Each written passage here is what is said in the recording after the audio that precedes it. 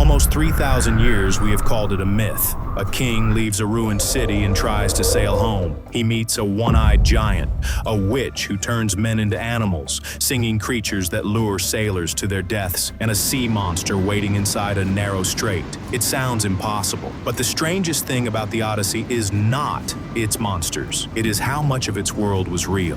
The fortified kingdoms existed. The ships crossed the same violent seas.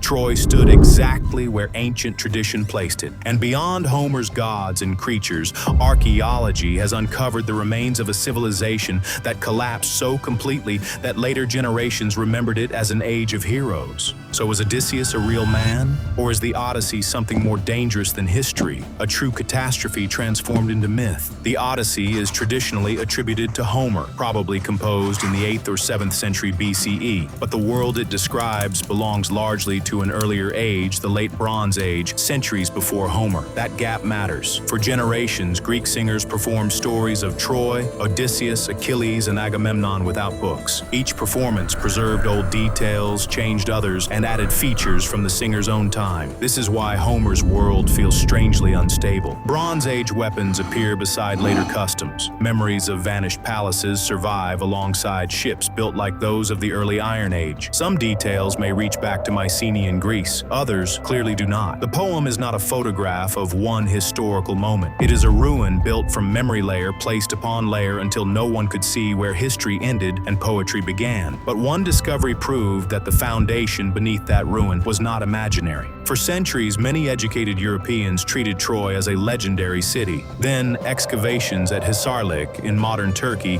revealed not one city, but a sequence of settlements built and destroyed on the same hill. That may be the point. The Odyssey is not a captain's log. Its sea expands and contracts like a nightmare. Islands appear outside normal geography. Years disappear. Every landing threatens to erase the crew's identity, memory, or desire to return home. The monsters may not preserve specific animals or places. They preserve what Bronze Age sailing felt like when the coastline beyond the horizon could mean trade, shipwreck, enslavement, or death. The site occupied a strategic position near the entrance to the Dardanelles, controlling movement between the Aegean and the Black Sea. In the Late Bronze Age, it possessed massive defensive walls, towers, and evidence of long-distance contact. Most importantly, Hittite records from Anatolia speak of a western kingdom called Wilusa, a name widely connected with Greek Ilios, another name for Troy. The same archives refer to Ahiawa, generally associated with the Mycenaean Greek world, and describe conflict and political interference in western Anatolia. None of this proves that Achilles fought Hector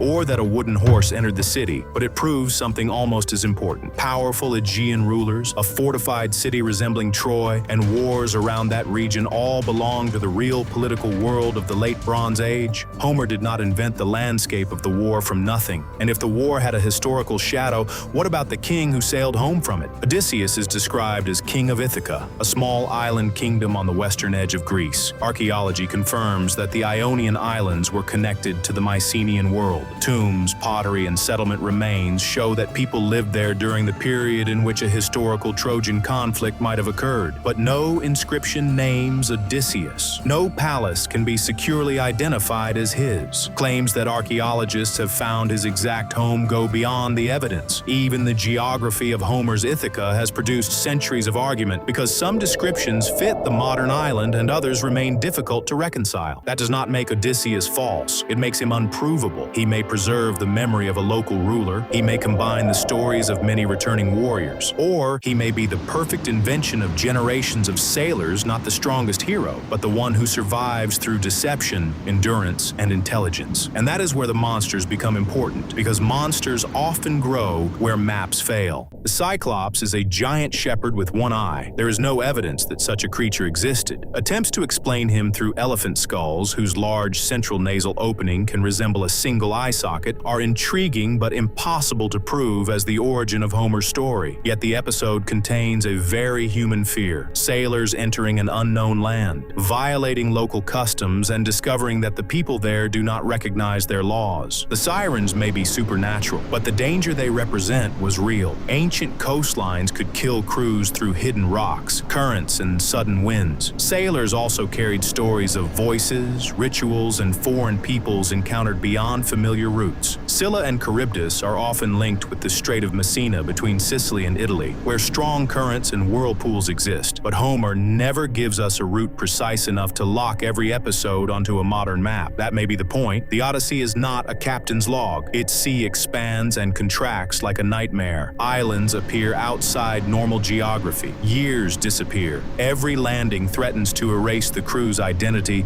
memory, or desire to return home. The monsters may not preserve specific animals or places. They preserve what Bronze Age sailing felt like when the coastline beyond the horizon could mean trade, shipwreck, enslavement, or death. Around the end of the 13th and beginning of the 12th centuries BCE, the Eastern Mediterranean entered one of the most violent transformations in ancient history. Mycenaean palaces burned. The Hittite Empire disappeared. Cities across the Levant were destroyed or abandoned. Trade networks fractured. In Greece, the palace system collapsed, and the linear B writing used by its administrators vanished. There was no single apocalypse and no single confirmed culprit. Warfare, political rebellion, migration, disrupted trade, earthquakes, and environmental pressure may all have contributed. The collapse unfolded differently in different regions, but for the people who survived it, the effect must have felt total. Imagine a warrior leaving home while kings still ruled from enormous palaces and returning to find those kingdoms weakened, contested, or gone. In the Odyssey, homecoming is not peaceful. Odysseus returns in disguise. His palace has been occupied. Rival elites consume his wealth and compete for his wife. Authority has fractured. The king must prove that he is still the king. This is not evidence that the poem records one real post-war crisis, but it resonates powerfully with a world in which old political orders had collapsed, and returning warriors could no longer assume that home remained as they had left it. After the palace civilizations fell, Greece did not lose every memory of them. Ruined walls remained visible. Ancient tombs were reopened and honored. Objects from a forgotten age were discovered by people who no longer understood exactly who had made them. The past became physically present, but historically unreachable. Oral poetry filled the gap. A destroyed fortress became the Troy of Priam. Old rulers became kings favored by gods. Dangerous voyages accumulated into the journey of one man. Real storms became divine anger. Foreign islands became the homes of witches and giants. This does not mean that poets deliberately disguised history. It means that memory behaves differently from an archive. It protects what matters emotionally: terror,